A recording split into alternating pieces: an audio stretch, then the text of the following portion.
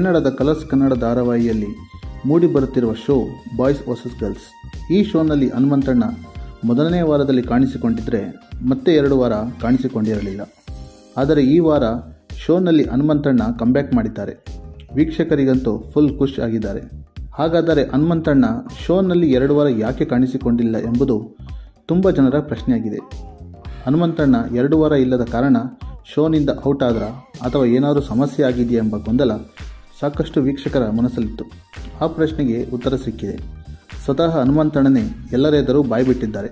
ಈ ವಾರ ಶೋನಲ್ಲಿ ಕಾಣಿಸಿಕೊಂಡಿದ್ದ ಹನುಮಂತಣ್ಣನಿಗೆ ಆ್ಯಂಕರ್ ಅನುಪಮ ಪ್ರಶ್ನೆ ಮಾಡಿದ್ದಾರೆ.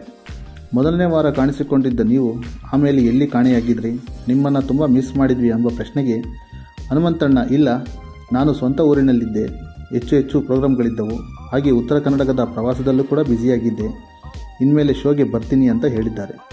ಈ ವಾರ ನಡೆದ ಮಜಾ ಟಾಕೀಸ್ ಮತ್ತು ಬಾಯ್ಸ್ ವರ್ಸಸ್ ಗರ್ಲ್ಸ್ ಶೋನಲ್ಲಿ ಹನುಮಂತಣ್ಣ ಸಖತ್ ಕಿಕ್ ಕೊಟ್ಟಿದ್ದಾರೆ. ಆದರೆ ಇನ್ನೊಂದು ಸುದ್ದಿ ಏನಂದರೆ, ಈ ವಾರ ಧನ್ರಾಜ್ ಶೋನಲ್ಲಿ ಇಲ್ಲ. ಯಾವಾಗಲೂ ಕುಚಿಕು ಗೆಳೆಯರ ಹಾಗೆ ಇರೋ ಧನು ಮತ್ತು ಅನು ಈ ವಾರ ವೇದಿಕೆ ಮೇಲೆ ಹನುಮಂತಣ್ಣ ಮಾತ್ರ ಇದ್ದಾರೆ. ಧನ್ರಾಜ್ ಅವರು ಈ ವಾರ ಶೋನಲ್ಲಿ ಯಾಕೆ ಇಲ್ಲ ಎಂಬುದು ಮುಂದಿನ ವಾರವಷ್ಟೇ ತಿಳಿಯಬೇಕಿದೆ.